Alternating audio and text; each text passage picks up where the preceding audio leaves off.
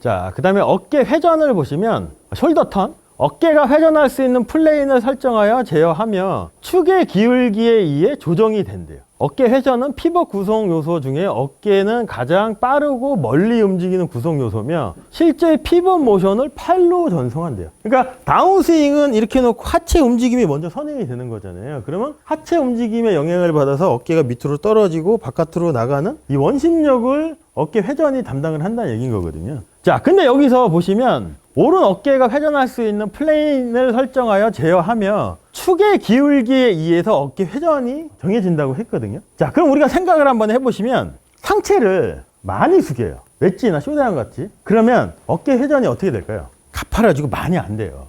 상체를 들 숙이면 훨씬 더 많아지겠죠. 그러면 우리가 쇼다이언이나 웨지 같은 경우는 상체 숙인 각도가 많으면 백스윙이 많이 안 되는 게 맞을 수도 있거든요. 그 영향이 또 어디 있냐면 백스윙 탑의 위치를 보시면, 자, 제가 웨지라는 클럽을 잡고 비교적 상체를 많이 숙인 상태에서 바닥에 있는 플레인 라인을 지키면 오른쪽 어깨가 이 스파인 앵글을 유지하면서 오른쪽 어깨 위로 뒤로 빠지면 상대적으로 왼쪽 어깨는 더 낮을 수밖에 없잖아요. 그 왼팔이 올라갈 수 있는 높이가 여기가 맥스일 수도 있다는 얘기인 거죠. 근데 드라이버로 가면 상체 숙인 각도가 조금 더 이렇게 서주겠죠. 그러면 탑의 위치도 자연스럽게 더 높아질 수도 있다는 얘기인 거거든요. 근데 보통 아마추어 분들이 제일 미스하는 컨셉이 뭐냐면 드라이버를 잡으나 웨지를 잡으나 모든 백스윙 탑 위치를 다 여기로 잡아버리면 드라이버는 괜찮잖아요. 근데 상체를 많이 숙인 웨지 상태에서 얘를 샤프트를 지면하고 평행으로 두려면 결과적으로 스파인 앵글의 변화가 올 수도 있잖아요. 그럼 네 가지 하지 말아야 되는 것 중에 머리가 위아래로 움직이는 바뱅이 자연스럽게 될 수밖에 없기 때문에 여기서 얘가 상체가 높아지면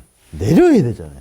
그럼 정확성이 떨어질 수밖에 없다는 얘기인 거죠. 축의 기울기에 의해서 어깨가 움직인다는 거예요. 그리고 또 보시면 또 중요한 게 뭐냐면 오른 어깨가 회전할 수 있는 플레인을 설정한대요. 그러니까 어깨 회전에 있어서 척추를 중심으로 양쪽 어깨는 좌우 대칭이죠. 왼팔은 뭔가요? 근해죠. 그럼 우리가 어깨 회전을 한다는 얘기는 뭐냐면 오른쪽 어깨가 위로 뒤로 빠지는 게 결국 왼쪽 어깨를 여기 있던 왼쪽 어깨를 가지고 오는 게 어깨 회전인데 대부분 또 아마추어 분들이 미스하는 컨셉 중에 하나가 뭐냐면 어깨 회전을 많이 하라고 하면 왼쪽 어깨를 이렇게 회전을 많이 하려고 하다 보면 의도치 않은 스웨이가 많이 발생을 하잖아요. 근데 이것도 보시면 왼쪽 근해 개념으로 보시면 어깨까지 왼쪽 어깨 다 얘는 수동적인 거잖아요. 그러니까 왼쪽 어깨 움직이려면 오른쪽 어깨가 뒤로 빠져야 된다는 얘기인 거거든요. 그럼 우리가 머리 위치를 잘 지키면서도 충분히 어깨 회전을 잘 할 수가 있다는 얘기인 거죠. 자, 그래서 그 얘기를 여기서 나와요. 플레인 앵글이 플랫할수록 오른 어깨를 플레인에 유지하기 위해 더 많은 숄더 턴이 필요하며 업라이트 하면 반대래요. 그러니까 드라이버일수록 얘가 더 이렇게 플랫해지겠죠. 그리고 웨지일수록 얘가 업라이트해지겠죠. 그러면 내가 이 라인을 지키려면 상체를 더 많이 숙여야 되고 드라이버가 플랫하면 내가 상체를 덜 숙이면 되는 거죠. 웨지보다 드라이버의 어깨 회전이 훨씬 더 많을 수밖에 없다는 얘기인 거죠.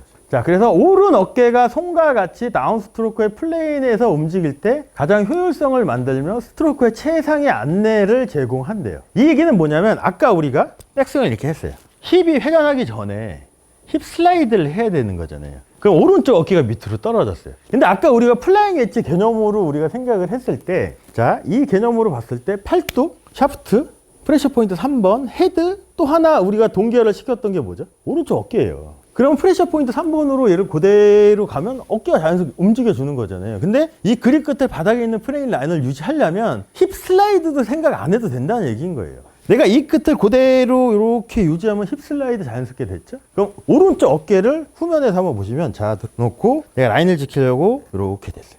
오른쪽 어깨가 이렇게 설정한 턴드 플레인 앵글로 얘가 이렇게 잘 내려올 수도 있다는 얘기인 거거든요. 근데 이거를 오른쪽 어깨로 내가 맞추려고 하다 보면 이것도 문제가 생길 수 있다는 거예요. 근데 이렇게 자연스럽게 만들어 주는 게 뭐냐면 결국은 오른팔뚝 플라잉 웨지 구조하고 이 프레셔 포인트 3번을 같은 걸로 우리가 설정을 했기 때문에 오른쪽 어깨는 자연스럽게 프레셔 포인트 3번이 움직일 때 같이 움직일 수밖에 없다는 얘기인 거거든요. 그러니까 이게 상당히 중요한 거죠.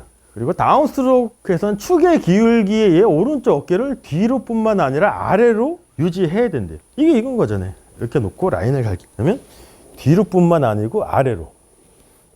그러면 클럽이 처음에 움직임이 다운이 그냥 자연스럽게 되겠죠. 근데 이거를 오른 어깨로 떨어뜨리면 안 된다는 얘기인 거죠.